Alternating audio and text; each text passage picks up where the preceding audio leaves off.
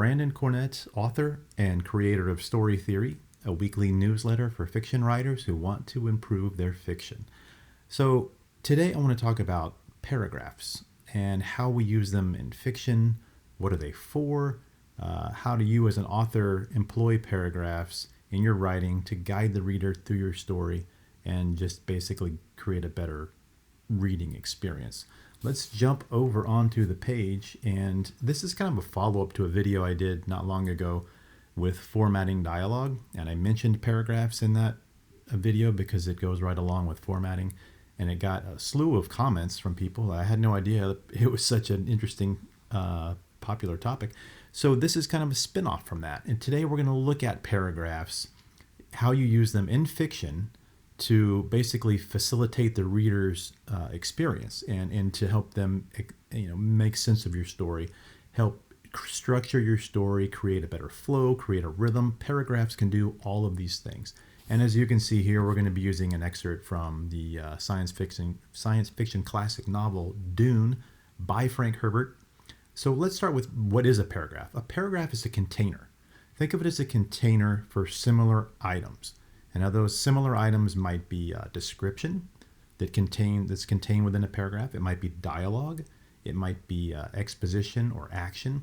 Basically, if something goes together, it should be contained within the same paragraph. This will make more sense as we proceed through this video. So this looks like a giant paragraph, but it's not. Okay, I've actually jumbled this all together. I've smashed it all together. This is like within the first chapter of the novel Dune. And what we're going to do here is we're going to unpack this. All right, we're going to detangle it. It's all compressed. I smushed all the paragraphs together, so it doesn't make any sense. And by unpacking this step by step, I think you'll get a better feel for how paragraphs work in fiction, how you can use them as a writer.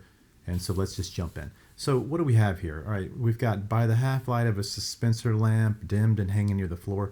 So this is setting. All right, I'm seeing some setting and some description taking place here. There's basically, if you don't know the story, Paul is like a kind of the chosen one sort of a thing. So he's the son of a duke, and he is being visited by someone. He's in his bed, he's sleeping, and then he gets a visitor. So this is the first place where we need to put a paragraph break. By the half light of a lamp, dimmed and hanging near the floor, the awakened boy, that's Paul, so there's your character, could see a bulky female shape at his door, standing one step ahead of his mother. The old woman was a witch shadow, hair like matted spiderwebs, hooded round darkness of features, eyes like glittering jewels. Paragraph. So why is this all together? Because it introduces briefly the setting. In the situation, we have a boy sleeping in the bed, kind of pretending that he's sleeping, and he's got one eye cracked open, and he sees the shape of a woman. And then it briefly describes the old woman. So all of this just goes together because it's logically connected. So then we transition from this straight into dialogue. Is he not small for his age, Jessica? The old woman asked. Her voice wheezed and twanged like an untuned balisette. A balisette is a musical instrument used in this story. Okay, so we have a choice here, or the author has a choice here. This is Frank Herbert's story, so he made his choices already. But let's say you were writing this for yourself. You could do this part here in one of two ways. You could leave it like this. Is he not small for his age, Jessica? The old woman asked. And then you kind of have a description of her voice. Her voice wheezed and twanged like an untuned balisette. That makes sense to put these all together because she speaks, and then there's a brief description of her voice. So that could be on one line, or if you prefer to break it up and give it a little more white space, you could do it like that. I think it makes more sense connected as one paragraph because this brief description directly describes the woman speaking. So let's just continue on, okay? Now we're having some paragraphs take place here and show up, and we're spacing the story out, and we're giving it more structure. And so it's going to make more sense to the reader. It's going to be more eye-friendly. Let's continue on. So Paul's mother answered in her soft contralto, "The Atreides are known to start late getting their growth, Your Reverence." All right, and then boom, look at that, another dialogue right there. You can see the other quotation marks and the other attribute for the old woman talking. So, paragraph. All right, so we've got the description, kind of the introduction setting up the scene. We know there's a boy in a bed, and he sees a woman, an old woman, and a brief description. Then the old woman speaks, and Paul's mother replies to her. Okay, and then we go, so I've heard, wheezed the old woman. So, now, that's a mistake right there, because I'm unpacking this just one step at a time here live. This is live, folks. This is unscripted. Okay, so the old woman replies after, Paul's mother says the Atreides are known for, getting their growth late in life. The old woman says, so I've heard, wheezed the old woman. Yet he's already 15. Yes, Your Reverence. Okay. Speaker changes. So another paragraph, right? This is the old woman. This is Paul's mother speaking. This is the old woman again. This is Paul's mother. Now there's only two speakers here, so we don't have to say, said Paul's mother, said the old woman. You don't need a speaker tag or an attribute every single time. It's pretty easy to keep track of who's talking here, because it's two people going back and forth. Plus, you've got, Paul's mother here is identified. The old woman is identified. So right here, we know this is Paul's mother talking again, because she responds to her. And you don't necessarily have to identify her every single time. That can get tiresome. So it's pretty clear here who's talking. We don't always need the tag. So we switch up again, and now the old woman's talking. He's awake and listening to us, said the old woman. Sly little rascal. She chuckled. Okay, so this we could say, this is again an area where, as a writer, you would have a choice. So this is pretty much all the same person talking. He's awake and listening to us, said the old woman.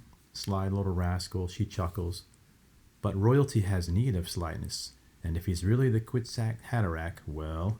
So that should all go together probably. I mean, you could do it like that, but that would create confusion for the reader, because we tend to we associate new paragraphs with a change in speaker. One person's talking, we get another paragraph, we skip a line, another person's talking. So as readers, we're programmed to read it that way and expect that to be a different speaker, because there's a paragraph break. So this one, let's back it up here, and I think it makes more sense like that. I believe that's how it's actually written in the novel.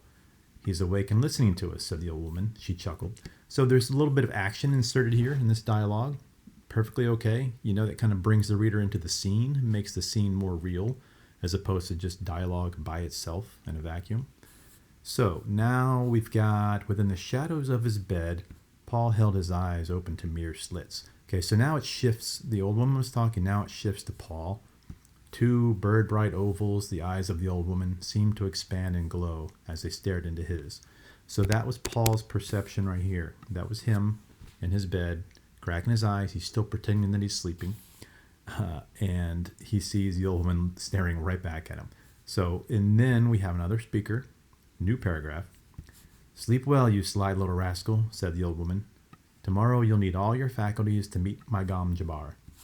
And paragraph. Okay, so this is kind of like the end of the scene. And she was gone, pushing his mother out, closing the door with a solid thump. So now we have this whole scene here, and you can see how the paragraphs are broken up.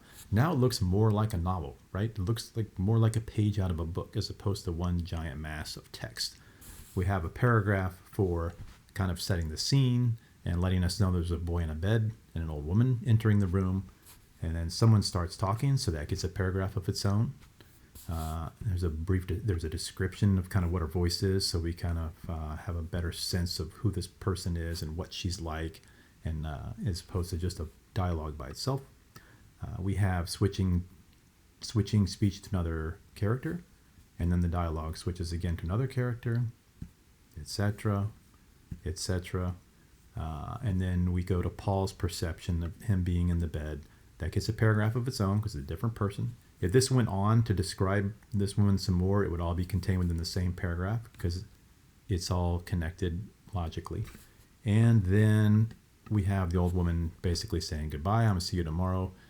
You've got a big test tomorrow. If you've never read this story, it won't make any sense, but that's okay. And then we have the end of the scene, which is action. This is just pure action. There's no dialogue here. It's just she was gone, pushing his mother out, closing the door with a solid thump. This also kind of pushing his mother out. We get a sense of who's in charge here, right? Like pushing his mother out, Your Reverence, yes, Your Reverence. So we kind of know that this lady is a boss. She is kind of high up in the ranks, so to speak, of this society of like witch women. Anyway, but this simple line, in addition to being on a paragraph by itself, kind of gives the reader a sense of who the relationship between these two characters. And when you put something on a line by itself like that, as a paragraph, like a one sentence paragraph, it has a certain emphasis. You know, it kind of like, it's like a punch, so to speak, a literary punch. You use it sparingly when you write, but when you have regular paragraph formatting, and then you put one thing on a paragraph by itself, one sentence or even a few words, it really has a strong impact in your writing, and you can use that to draw attention to an important thought or an important event or a very key piece of action that takes place. So anyway, that's how you do it. That's how you format paragraphs, including description and action and back and forth dialogue. And I'm going to be doing a lot more videos like this on formatting topics because apparently people find this really helpful. So I want to make this channel as helpful as possible. And if you really want to improve your fiction writing, sign up for the Story Theory newsletter. It's a weekly newsletter, but I put new content on the site on a daily basis. The newsletter goes out once a week. You can find a link to the newsletter in the description of this video. And until next time, keep writing.